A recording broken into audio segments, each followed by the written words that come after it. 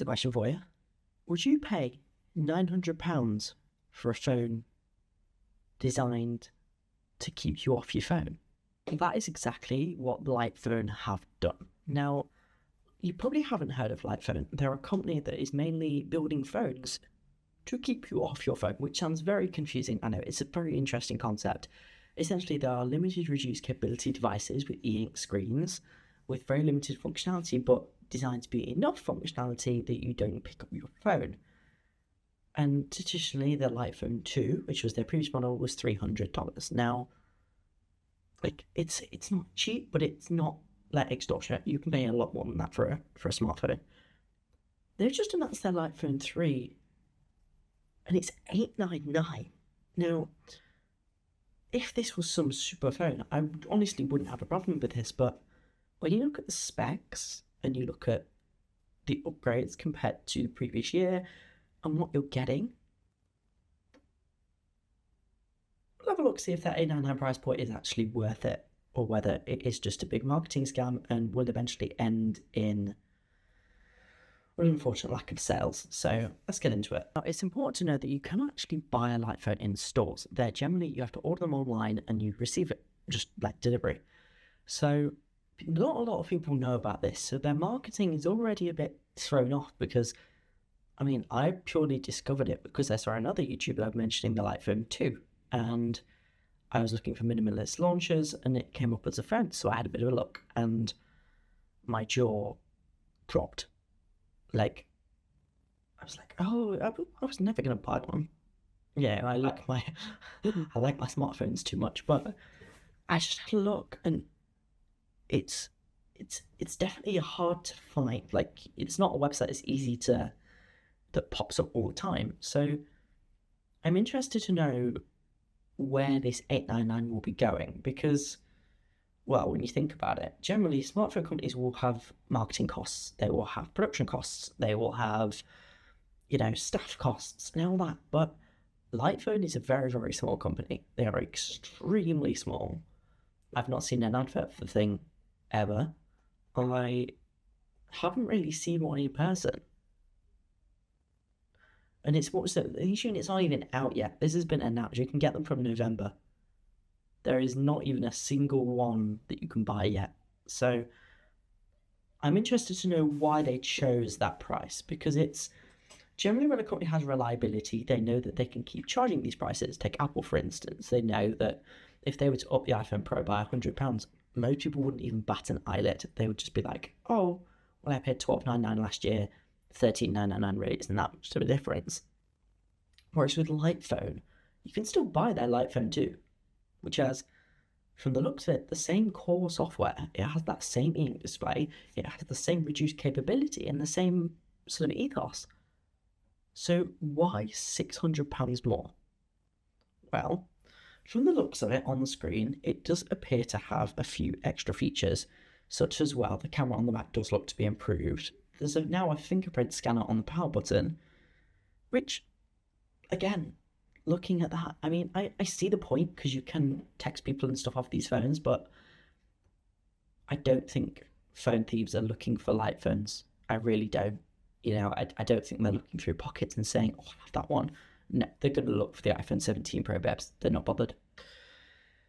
There's a couple of upgrades, you get 6 gigs of RAM, which, quite frankly, I can't comprehend why you need 6 gigs of RAM in a phone that's got an e-ink display and just does no colour, and it can run things, but I'm confused because it's not a long-standing company. There's no one knows about it, so why are they so confident that people are going to pay $899? And the only thing I can think of is that they are putting a price on minimalism, and that they are anticipating that with this current age of AI and this whole thing about people hating AI and people just want to get off the phone, and there's people like my dad's generation that say, oh, we should just turn the internet off and turn it back on again. There's people like that, and they probably think that they're going to be interested, but here's why they probably won't be. Now, the main reason why they won't be interested is, one, the cost. People like that in that generation who hate technology also hate spending money, generally. So they're not going to pay nearly £1,000 for a phone that does less. Like, it's just not in their brain wiring. Even if you do explain the minimalist capabilities to them, they're not going to be bothered, right? Second of all, the reason they're not going to buy it is because look at it's look. I'm of the opinion that nothing is completely ugly, but this is close. Like, this is not a pretty phone. This is not a phone that you pull out and people go, "Ooh, what's that?" This is the phone you pull out and hide under the table because you've got one. Like, we were all there with our LGs and all our first phones that we had as like first phones. We were all there, just sat there like, just don't mind me. Do they really think someone's going to look at that and go, "I want that one"? And if you think that people are going to buy it for accessibility reasons, if they're elderly and they can't use a smartphone, Doro already exists and has a much more strong market standing than Lite does.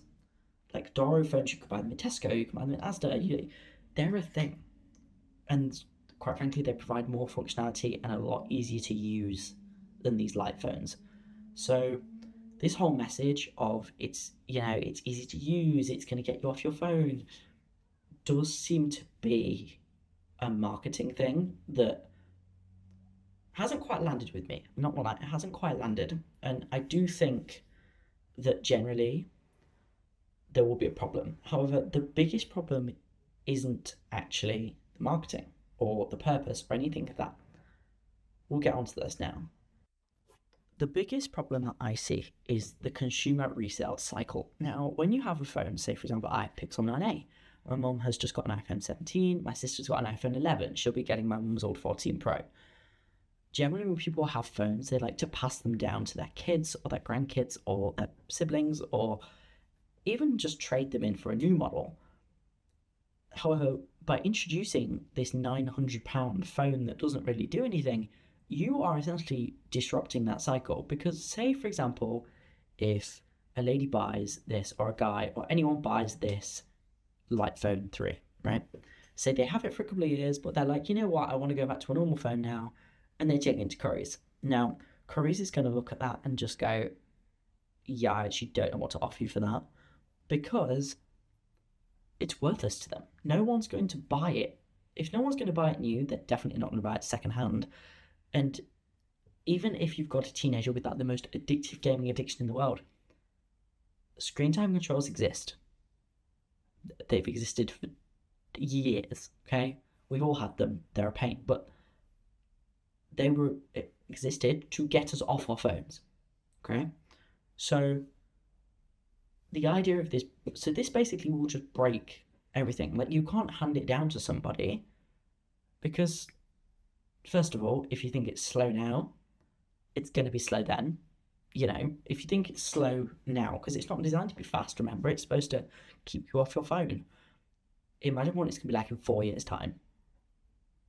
We don't know how repairable they are. We don't know what the recycling is like of them, because obviously modern smartphones, you can take the metals out of them, you can recycle the components, you can, they're not fully recyclable, but they are pretty good. We've got no idea what this is like, and I think that's the main thing. It is such uncertain territory and such uncharted waters that a steep price point, they seem to have jumped that very early. Considering this is only the third generation, you can buy last year's generation brand new from them for $300. So why are we putting more money on something that no one buys, is my question. Now, I think time will tell with this one. However, my prediction is that no one will buy it and the company will go under. This isn't like me being horrible, but from looking from a marketing standpoint, unless they seriously up their marketing game, there's no way that this is going to sell. And that, combined with breaking the resale market and general purpose of the device, I honestly don't see this thing. So if anybody would pay $900, please let me know, because I'm looking for different views on this. But as far as I see it, though, this phone is not for anybody. Like, it's one of those ideas that's good in practice, but the moment you try and use it, no one wants to live that kind of lifestyle. No one wants to be cut off without anything. Elderly people need rapid, easy to access phone contact for if they have a fall. Kids need access to their friends. Adults need access for work. And I mean, unless you're like a baby, but even then, you're not giving your baby an £800 phone. You know, if you were posh, you had a VTech when I was a kid. Like, it just seems a very, very confusing choice to make. Because if Lightphone had turned around and switched to software, if they had turned around and said, look, we're going to stop the phones, but we're going to unveil a launcher or software that we can put on your phone, that's different because you're still getting premium hardware, but with the minimalist touch. And I think that this whole e-ink thing, it's been done before. It's been done before by a Russian company. I can't remember what they were called. They did a phone with a smartphone on the front and e-ink on the back. I can't remember what it's called. They went bust years ago. So I do unfortunately think that this is the way that this is heading, and not slowly. I think it's, instead of just slowly failing, they're like just straight to the ground. But if you guys have thoughts on this, do let me know. But the only way I see it is unfortunately going under. If you like this, feel free to drop a like. But yeah, let me know.